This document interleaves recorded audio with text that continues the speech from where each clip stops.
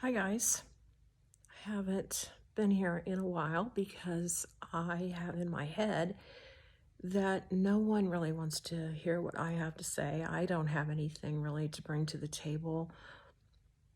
I mean, yeah, I'm 65 years old. I have some wisdom behind me. But does anybody really want to hear from me?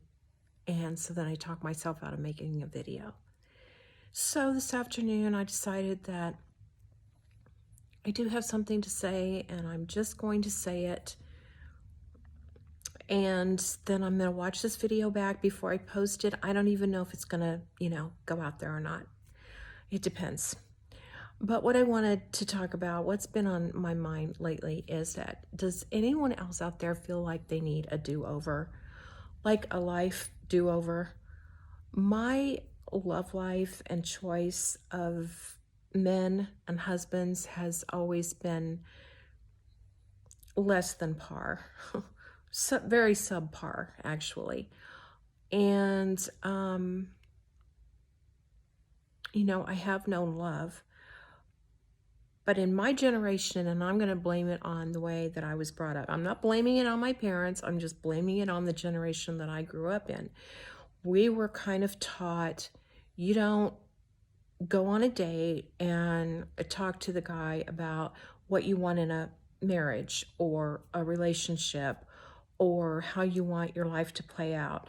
You play the game, and it's a back and forth, and if things work out and he seems to be a nice guy, you get married or you start a relationship, and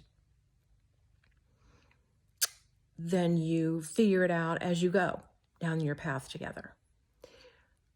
And that's never worked for me.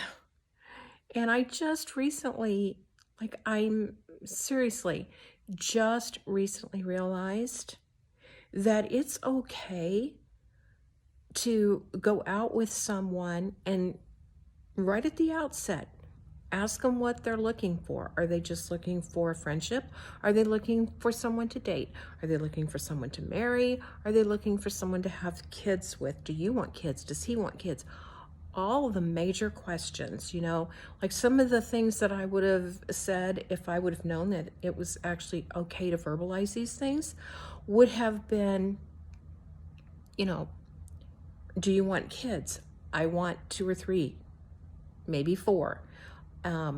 I want to be a stay-at-home mom. I don't want to leave them with a babysitter.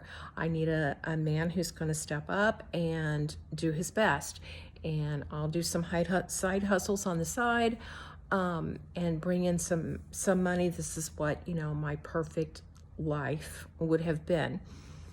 And I just was lucky enough to find the man that I'm married to now for almost 22 years. And I still didn't ask him those questions, but somehow it's worked out for us. We met at a time when, we were too old to be wanting kids at that point. We both had previous marriages, and I think that that's what made it a lot easier. We could have a friendship and then a relationship and then a good marriage. But before that, I wish I would have known that it was okay to ask those questions. I was always taught, oh, don't say anything about that because you'll scare him away. You'll scare him away. Well, maybe if I scared him away, it would be what was best. I mean, I don't know. So I wish in that way that maybe I could have a do-over and start fresh and start clean and start honest and truthful with no games. And if I was supposed to remain single, then I would remain single. But 2, I was grown up in a generation that if you weren't married by the time you were 22, 23, then what's wrong with you?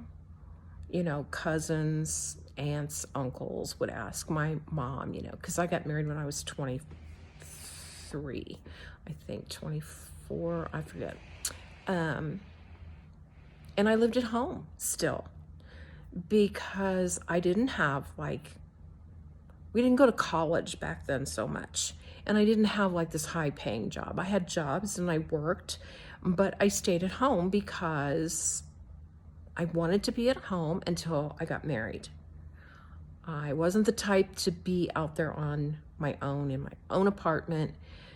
And my aunts and, like I said, some of my cousins and stuff would ask my mom sometimes. And sometimes she would tell me, and this is how I know, you know, they want to know, are you going to get married? Are you dating anybody serious?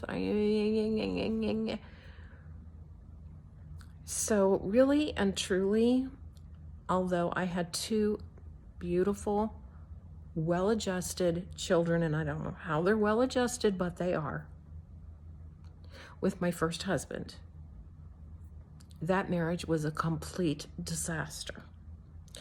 And a lot of it, looking back, was because I was never honest. I never opened up and said at the beginning what I expected, what I wanted.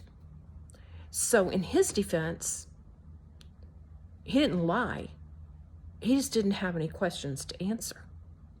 And then when we got into the thick of it, it was totally not good for me, not what I wanted. So if you're younger and you're watching this video and maybe you're looking for someone to date, because I have heard that dating in this generation and this time in human history is horrid, just horrible. You know, you meet up with someone online and they cancel on you, or you meet up with someone you're fixed up with by I've just heard that it's horrible, and I wouldn't even worry about it if I was young again. If anything ever happens to my husband, that's it. I'm done. I mean, I'm not even, no. So I feel for you younger people who are trying to find love or a relationship. But looking back, don't be afraid to say anything. Don't be afraid to ask those hard questions. Like maybe not the second that you shake the man's hand, but soon, so you don't waste a lot of time. If he doesn't want the same things you do, then that's fine. You don't have your heart in it. There's no feelings in it, and you move on, and you'll find the right one. But don't be afraid to ask those hard questions. Don't be afraid to ask. I wish now that I would have asked the hard questions. And even with my husband now, and like I said, we've been married almost 22 years in July. I didn't ask him any of the hard questions, but I didn't have to ask him any of the hard questions like, do you want kids? Because we already had kids, And I knew that he was a hard worker. I didn't have to ask him about that. So, I mean, it's not been a perfect, stress-free, fight-free marriage. No marriage is. But we love each other, and now in our senior years, and I hate to admit that, I couldn't want to be with anyone more. So if you can have that at the end, even if you start out young and you have a family and you have kids and you make it through all the crap into your older years when the kids are gone and you're ready to retire, if that's the person you want to sit at night with and watch TV and have dinner with, then you've got it made. So just try to make sure of that. And if it takes asking a hell of a lot of questions, ask them. Just don't look back and regret like I have. That's all for now, and I'll see you the next time.